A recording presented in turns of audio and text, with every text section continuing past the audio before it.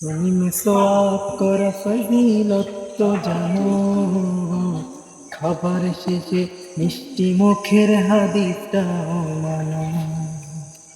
তুমি মিসওয়াক করা ফজিলত তো জানো, খাবার শেষে মিষ্টি মুখের হাদিসটাও মানো।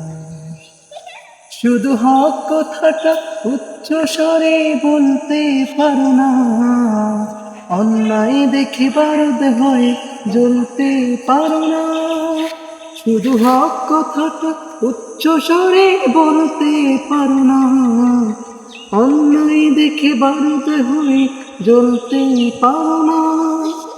কেমন মুসলমান তুমি একটু বলো না, কেমন তোমার ঈমান একটু ভাবনা, কেমন তোমার ঈমান একটু ভাবনা।